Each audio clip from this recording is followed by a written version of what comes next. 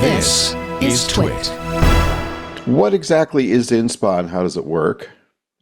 So NASA's In-Space Production Application Program, known as InSpa, is the only program in NASA where the entire funding is to use space to benefit terrestrial applications. So medicine, industrial competitiveness, new materials for semiconductors, and along those lines. And so it's to take the promise that we've seen through 60 years of microgravity research and apply it to contemporary problems today. And the first funds were issued in 2019. So what you're going to see is a progress that occurred between 2019 and today, with things as recent as 2 weeks ago. Wow. So are we talking about like spin-offs then, Lynn, or Yes, like sir, the we stuff are. that makes spin-offs happen? I mean, this is the stuff that Great question. I would call these mega spin-offs, Yeah. because I've been reading the spin-offs application publications that NASA's been doing since the 60s.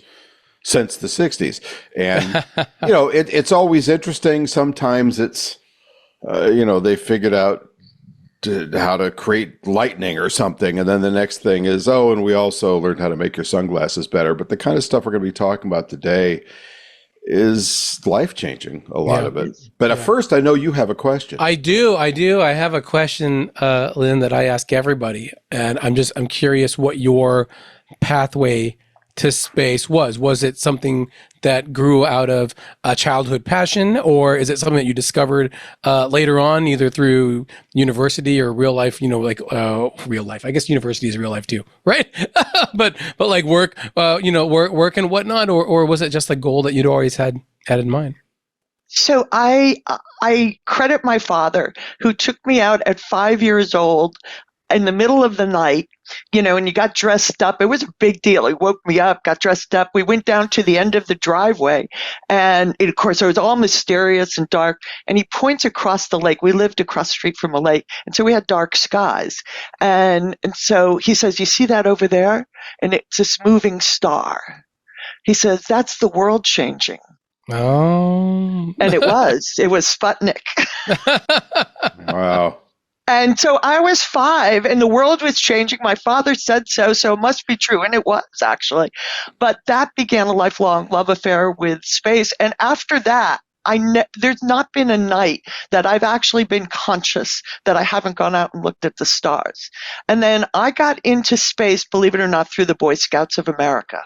Huh. I was Explorer Executive for Science and Business for Boy Scouts of America and Fairfield County Council when a remarkable man by the name of Fred Wolf at NASA headquarters bought 5 cubic feet of space on the getaway special of the space shuttle and donated to the Boy Scouts. Oh, and wow. My background was in cell and molecular biology. I had a technical background, and I was a secret space enthusiast, and never in my wildest dreams did I think that my pathway to space would be through the Boy Scouts.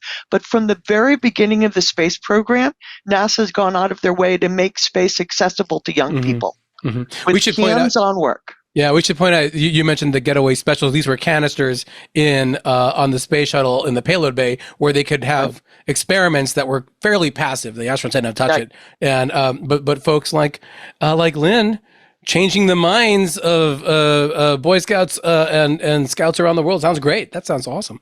And the coolest part about that was they were called gas cans. Yeah, that's right. That was great. When I first heard that, I thought, getaway special. I get it. Yep.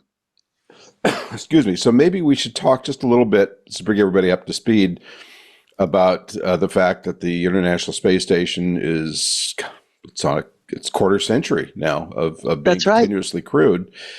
But generally, initially we were going to build Space Station Freedom, and then that morphed into the ISS when the Soviet Union fell, and we said, hey, instead of sending all your best scientists over to the bad guys, why don't you come work with us and we'll have a communal space station. And then Japan and other countries got involved, Europe.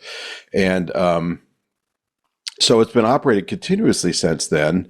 And I think we all know that there's been science up there, but I think what you're talking about is sort of a special branch of that. Would that be fair to say? Well, the special branch is its breakthrough science. We're seeing, so we've seen it throughout the decades, but one thing about the ISS versus the space shuttle is the ISS changed everything. The space shuttle over 30 years only spent 3.5 years in space. Oh, wow. Oh, Over 25 years, the space station has been up 24/7, 365, and operating well. And then lately, over the past 5 years, the number of products and breakthroughs that they're achieving on a yearly basis are unmatched. So the space station right now, with everything that it's done, as long as it flies, its record is unmatched and unmatchable. Because it's been an entire generation, kids born the first year of continuous human occupation have graduated college and probably gotten married and have kids already. And there's always been humans in space overhead. And so it's the existence proof that we can establish permanent settlements on other worlds. I hope people on their third marriages since the space station was launched. Not me, but Well, some. That's another topic. All right, Tariq, sorry.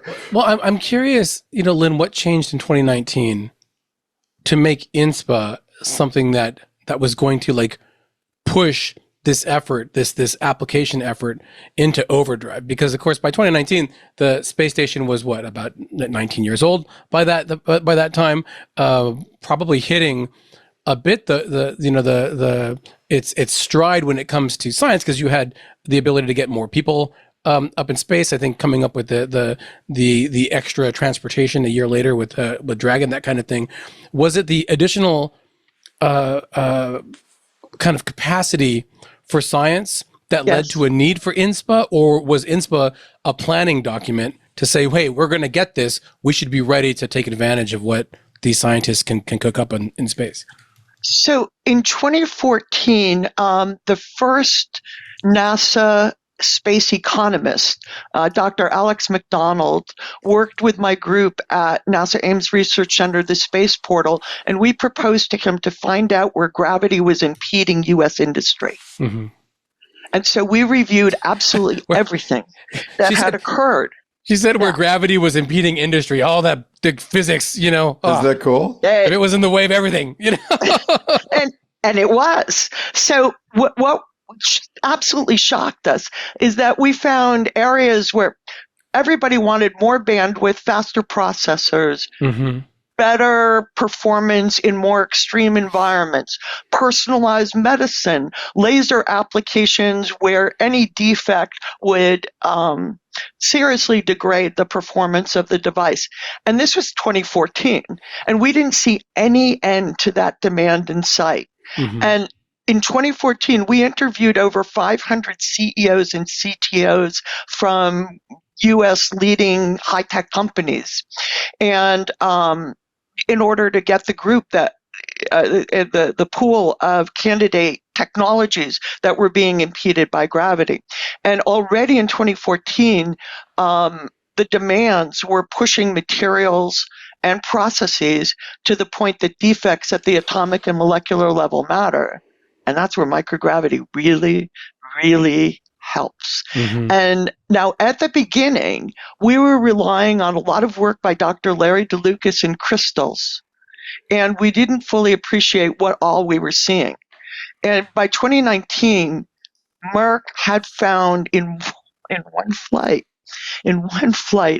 that they could change the formulation of their leading cancer drug to be much more effective and save patients and insurance companies and just the cost to the nation by over 40% by just injecting versus through an intravenous application.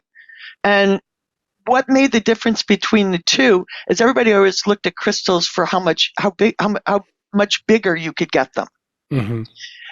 That's not what Merck was concerned with. They was concerned with how uniform you could get them, because on Earth, the gravity causes the crystals to come up splotchy. They're different sizes. And the problem with that is that different sizes are taken up in the body and used at different times and over different time periods. So when you if you can't control the size of the crystals, you have to administer through an intravenous method. Yeah. And that takes time, and it's a burden on cancer patients because they have to go to a facility. They're there for a long time. So overall, they saw in one flight uniform Keytruda crystals that were absolutely huge and easy to have differences, and they didn't see that in space. In space, they were the same size, and that was big. Yeah, I just want to point out really quick that a lot of people may glaze their eyes over or roll their eyes when they hear, "Oh, in space you can make better crystals." Oh, that's great, right? And no, we're talking about cancer medicine. You know, it's not like just random crystals. This is the kind of science that your program and the folks that you work with are working that like what Rod was talking about. That's amazing.